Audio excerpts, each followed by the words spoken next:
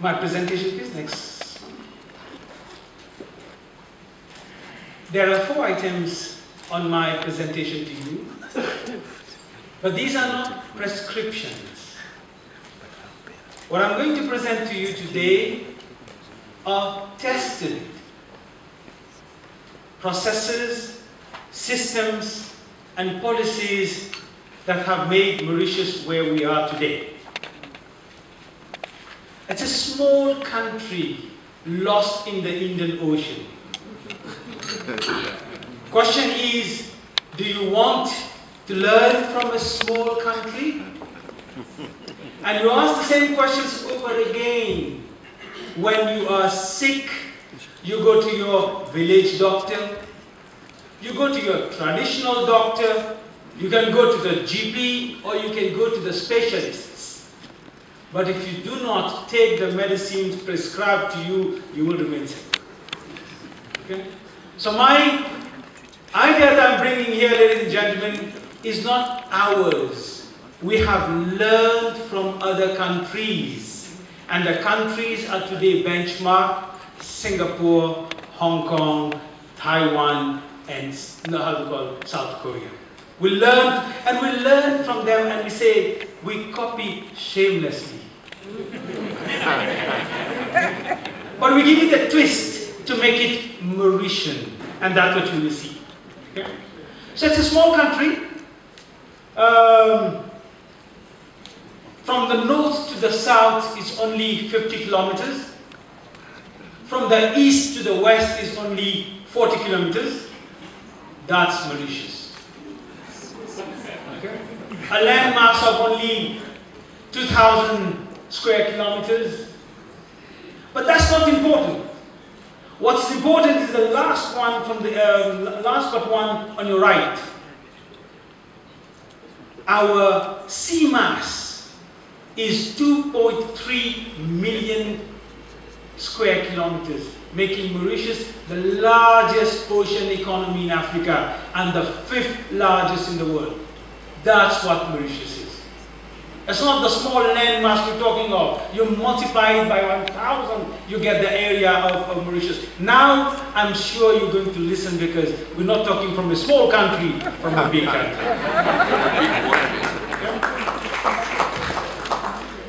Okay, small statistics. Our total exports around $9 billion, of which 2.2 billion in product.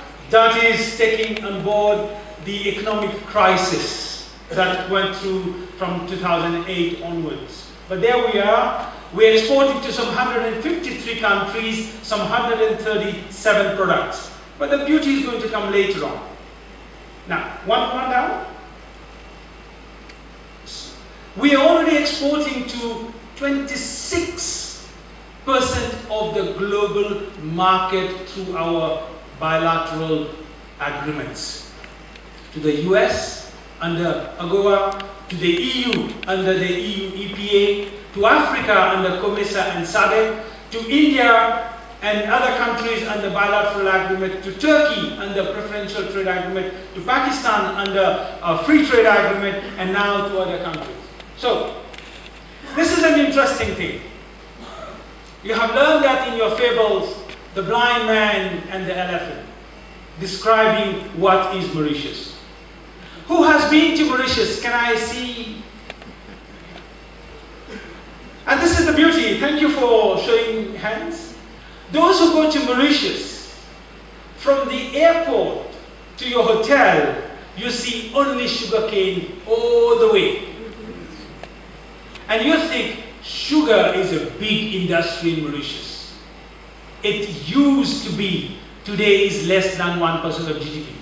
But the sugar cane is still there.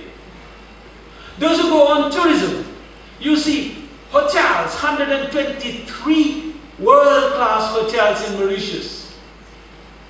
Over 1.2 million tourists coming in, staying over 12 nights. And you'll think that this is a tourist destination. Tourism is only 7% of the economy. Those who are in the financial world, Mauritius is a financial center of excellence. largest provider of foreign direct investment in India, 10th largest foreign direct investment provider in China, largest foreign direct investment in your country in Africa. You think financial services should be a big industry? 12% of GDP. So what is Mauritius? And this is what this is trying to show. The 6 blind man and the elephant, whatever you hold, you think that's Mauritius. Mauritius is a very diversified economy, and that's what we're trying to prove. Next one, please. Now, when we got independence in 1968, the Britishers left, and they left behind something quite interesting. 27% unemployment, inflation running into 50s, and foreign exchange reserve of only 2 weeks of imports. All the ingredients of disaster were assembled. So much so that 3 Nobel laureates described Mauritius as a basket case, the overcrowded barracoon. And the recommendation of Professor Mead was, send your people to England to become nurses and policemen. But that's not knowing Mauritian policy making. And there we are, policy making. Okay? And then we started, initially sugar used to be 90% of our total export, with some tobacco and some tea that we produce. But as we went along, you will see in this trajectory that we have retained sugar, but we have added new industries every 10 years. But it doesn't mean that we do nothing between the 10 years, because it actually takes 10 years, ladies and gentlemen, to prepare the emergence of a new industry. The runway for developing a viable industry is 10 years. That's our experience. You could be faster than us. You can do that in 5 years. But this is our experience. We prepare. Policy is the central piece of our government. Okay? So you will see all along, every 10 years we have been adding new dimension to the economy. New industries are being developed. And every industry that we develop meets the aspiration of the labor. In '68, we had sugarcane workers and civil servants. 10 years later, we had students who have school certificate and school certificate attempted but failed certificates. And then you have higher school certificate. Today, a degree is a minimum qualification. The government has a policy of a minimum 1 graduate per family. End of story. Okay? Now, these people who are coming graduates, they're not going to work in the sugarcane field. They're not going to work in a textile company. They're not going to work in the hotels. You have to develop industries that meet the aspiration of the labor that joins the market. And I must declare my interest here, ladies and gentlemen. Many, many years back, from 82 to 87, I taught in this country. I was a high school teacher at Malbrai. So, and that's what you are. And now you're going into services. Services today is 72% of GDP. Manufacturing is 16%. You'll see that coming along. Next one, please. This is the trajectory that we want to design ourselves. There we want to be. We were where we were. And this is where we are going in now. An innovation-driven economy, and that's what our target is. And all this, ladies and gentlemen, is policy-driven. Government is not an investor. Government is a facilitator. I must repeat that. Government role is to facilitate, is to create the conditions required, necessary for the private sector to play. The private sector is the creator of wealth in our country. And this shows what the economy is. There is a lot of debt in the economy. Okay? And you will see that Now services are playing a major role in the development, and export of services is 3 times larger than the export of products from Mauritius. Because we are going into a mode where we have no more labor. We import something like 50,000 workers, expatriate workers, to work in our industries because we have no labor. The labor we have are good to produce financial services, good to produce health, good to produce education, good to produce further value-added services. So we develop industries and services that meet their requirement. Okay. So those were the background, and coming on to the story of Mauritius, the genesis of our export growth strategy. I had a chance to tell that to my friends at Zinu-PF, with whom we have very excellent working relationship. Now we have learned right from our school days what is colonialism. The guys take our raw material from Africa, go and produce the product in Europe and send it back. This is what we learned. Okay. Now we are a small country, no raw material. So what do we produce? By the way, just a small anecdote. I was speaking some years back in Botswana, and before me, the guy was saying a lot of things about diamond and diamond. And when my turn came in, I told him, it's good to tell your loved ones diamonds are forever. But take it from me, your diamond is not forever. You have how much? 50 years left? After that, what are you going to do? And when I hear from you, you guys are exporting minerals and minerals and minerals. Guys, those minerals are not forever. So what do? You develop new industries.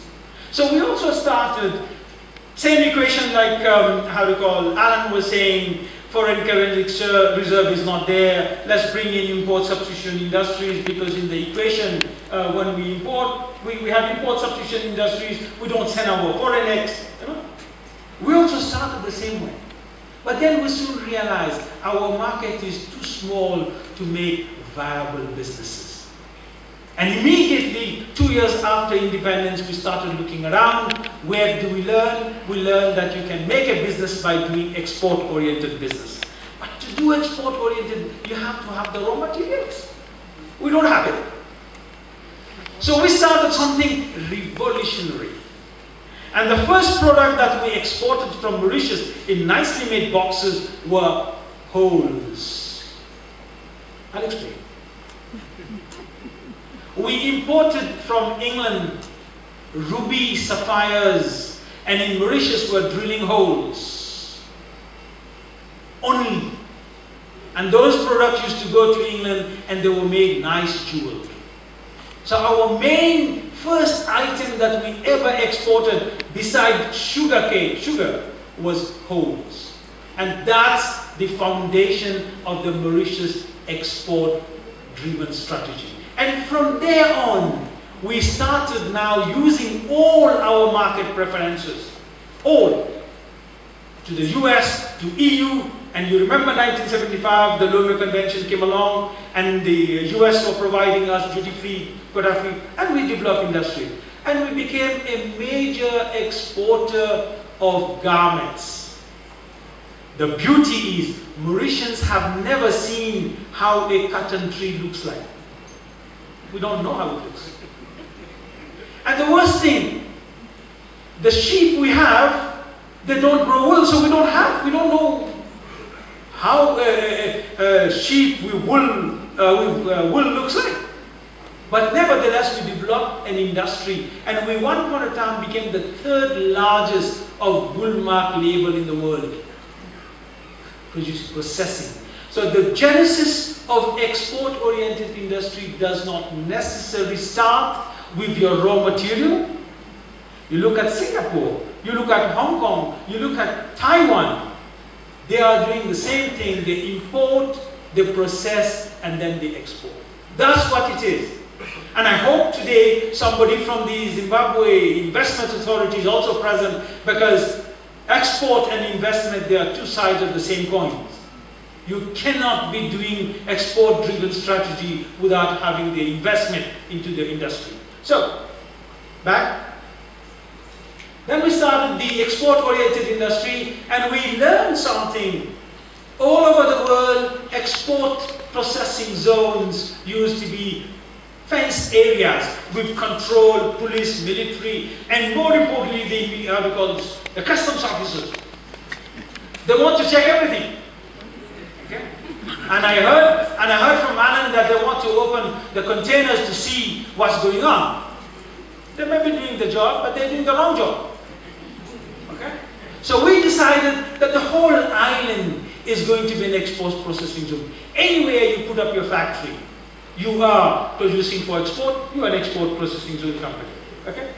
The next one we did was economic liberalization. Today, 96% of the total custom lines in Mauritius is free of duty. And some African countries make the very interesting mistake of taxing raw material and liberalizing duty-free final products. Now, what it means for any economic development theory, I don't know. I failed that subject, guys. So for us, it's simple. To build export competitiveness, it's building the competitiveness of your entrepreneurs. And the entrepreneurs must be able to import freely, seamlessly, without hurdles, your products, your machinery, your technology, equipment. That's what your economic liberalization.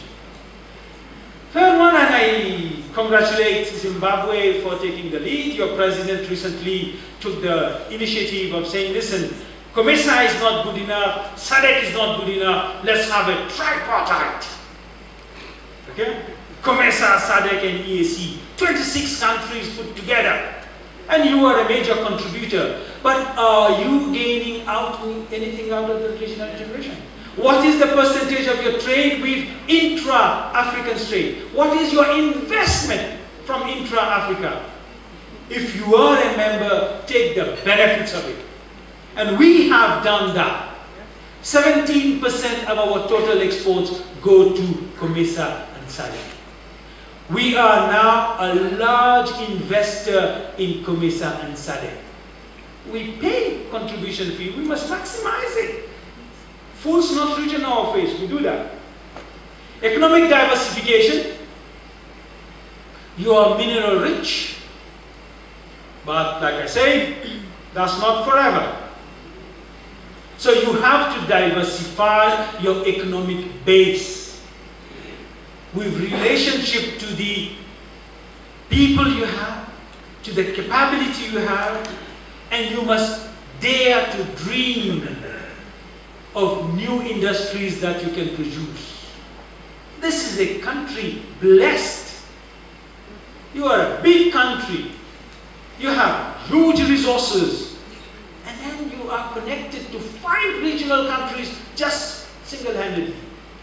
So, economic diversification, not necessarily the Mauritian route, but there are no other routes to follow, guys. Okay? Integrating the global value chain, and this is where it is. Products, and, I mean, you buy, Nokia is back, but you buy any of these, how do you call it, telephone system that you buy. The products, parts are manufactured in China, the keys are manufactured in Singapore, the technology is developed in America. Guys, the world is your market. Integrate that into your manufacturing base. Not get blinded that I'm going to produce and add value on your on your resources only. You can import and add value on any product. Integrate the global value chain. Now, this is the role of our friends from Zintrade, and they are very active with that. To build a competitive export industry, there are 4 dimensions. Before you even go to export promotion, you need export development. And in export development, the first thing that you have to develop is those companies that are producing that. Do they conform to the norms? Do they have the right technology? I keep hearing about the standards of Zimbabwe. Best of luck. But who cares for Zimbabwe standards? women fences, and they come in different levels. Some countries have standards, some companies have standards. So who do you meet? You meet the standards of the company, do you meet the standards of the country? Okay. And in this whole initiative, developing a Zimbabwe standard, fine. Okay. But compliance to international standards is important. You can't even export to COMESA countries. Each country has their own standard. My friend from Kenya is there. Try exporting your product to Kenya. Try exporting your product to Kenya. Okay? They don't give a damn to about the Mauritian Standards Bureau. They say, our standard. But anyway, the second entity to build capacity is the people. Now, when you are graduating your SMEs, your micro to become small, your small to become micro, micro to large, these people, they don't know how to negotiate a bank loan. They don't know how to negotiate a trade agreement. They must be trained. Access to finance, I hear that. Okay? But they must be trained to do that. And the third one, your products. Every country says, my product is the best. As if you are the most beautiful girl in town. Sorry for that. Okay? But your product must satisfy the customer. And try exporting to Japan. Try exporting to Japan or to China. They may be friendly countries, but try exporting there. So you have to develop the product, the packaging, the labeling, the scientific treatment. That's number one. Once you have done that, you have a product, you have a person, you have a company ready for export. Second one is your export promotion job. New markets, where you're exporting, you try to export more, you develop new emerging markets, you start thinking, I heard you have an office in Brazil. I'll tell you a story. I was Chief of Enterprise Mauritius and I went to my board, I want to conduct a market survey of Brazil. My chairman, very open but laughed, and he says, Dave, are you daydreaming or what? You think you can export to Brazil from Mauritius? Have you seen how far it is? And you know this is a major market, it's a huge market. And the economy is bigger than the economy of India. I said, well, give me the chance, let me go. So the board gave me a small money, go and do your market research. And when I came back, my market research said, yes, there are opportunities for Mauritian products. Okay? And they gave me how much? $20,000 for the market survey. And they wanted me to deliver 10 times more in terms of export. That's how we work in Mauritius. We give you money, we want to see how much export you're bringing in. And believe me, within 1 year, we exported more than 200 times more because of the seasonal nature. 5 minutes, Davis. Our garments going to Europe in summer can be sold to Brazil in winter, and our winter garments going to Europe can be sold in Brazil. We did that happen. Same thing happened with our Mauritian rums. Can we export Mauritian rum to China and Japan? Yes, we can. We are already doing that. That one. Third one is the export facilitation. I hear a lot of initiative that you are doing. You have taken commitment at the Bali conference to do export facilitation. That is the key, and this is government's role. This is not the private sector role, this is the government role to create the infrastructure and the conditions to make export simple and easy. And the last space is your policy dimension space. And this is where this consultation and the minister's openness to look at you and listen to you talk about policy. I'll give you one example. In the crisis season, our exports to European Union were going down. And most of the African countries are landlocked countries. So I went to the government, I said, listen, can you give me 25% rebate on freight to export to Africa? They gave. And after the crisis, our products are being exported by air. And we went back to the government, listen, can you subsidize our export by a certain amount? Those who were exporting by air, government gave. I listened to your explanation about import of labor. And let me share this joke with you. I was once in Zambia, and the Minister of Industry was sitting next to me. And he was telling me, you know, there is a huge investment coming from Zambia, from India, to grow flowers in Zambia. But their condition is they want 300 workers, laborers from India. And he laughed. He says, these Indians don't know that we have many workers. Then I told the minister, your workers, can they grow roses? Can they distinguish a rose from an anthurium? They gave the permission, and today Zambia is one of the largest, after Kenya, largest producer of cut flowers. Those 300 workers that were given free initially. So policy making, you have to have guts. Okay, next one. These are how we have developed. I'll go over that and I'll leave these things coming along. How we have developed the industries, value-added industries in all the way. Next one as well. These things are. We now are one of the largest producers of seafood products in the Indian Ocean. Okay.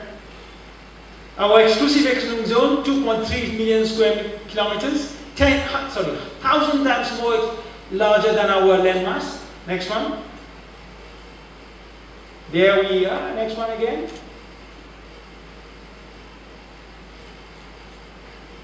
Again.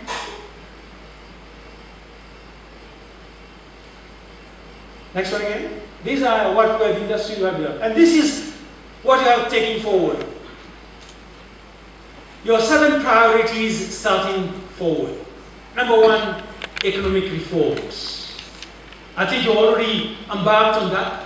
There are too many laws, there are too many regulations, there are too many institutions, there are too many organizations. Reform is important, economic reform. Okay? And the World Bank will tell you guys it's time to reform your economy. Okay? Second one, structural economic transformation, and this is the diversification we're talking on. Look at new industries that you can build. Whether you mobilize your local resources or whether you want to mobilize your diaspora investment, whether you want to do whatever you want to do. Third one is the infrastructure development. Industries are based on infrastructure. And the infrastructure is nothing but your common goods. And that has to be built. Your railway system, your road transport, your border, traffic, all these things have to be streamlined, keeping in mind how difficult it is to export. And I would really invite those customs officers, the border securities in one day to get into a container and see how difficult it is to pass the border. Okay? What you learn? We know where the shoe pinches, isn't it? They don't. And they must be taught. Fourth one is institutional capacity building. Guys, you are placing a lot of money, a lot of resources into institutions. These institutions, the capacity has to be built. 2 things to take away: policy coherence and institutional alignment. Those 2 summarizes the whole chapter on economic development. Your government's taking those initiatives. All those ministries and institutions must follow the same policy coherence. And institutional alignment, you have one organization doing the other things and the other organization doing the complete opposite. They must be aligned. The greater aim is your country that you want to. Last one. Regional integration is the future, guys. By the whole initiative of 26 countries under tripartite and 54 countries under the AU mandate, we already have a market of over 1 billion people. And if we go by the projection 2050, there will be 2.3 billion people living in Africa. And if you get 1% of that, you should be happy. Last one is international trade and trade facilitation. You have to look at the world as a market. And when I say the world as a market, dare to go to those countries where you have never been where there are markets for you. And that's the role of Zimtrade, to open those new avenues. And trade facilitation, the ball is in the camp of the institutions and the government to make sure that they create the conditions and infrastructure ready for that. And the last but not least, and Alan did pick it up, and he did say that you have a lot of initiatives, a lot of policies in tons and kilometers. Implementation is important. He said something, you decide to run a 100-meter race, but before you decide, you shoot yourself on the right foot. And if you still are winning, you shoot on the left one. Which means monitoring and evaluation. How well are you doing? Are you implementing the policies? Are you monitoring what's happening to them? Are you evaluating whether it is? And then are you nimble enough to adjust your movement? Thank you, ladies and gentlemen. Thank you. For these and other stories, visit our website www.263chat.com. Follow us on Twitter @263chat and like our Facebook page 263chat.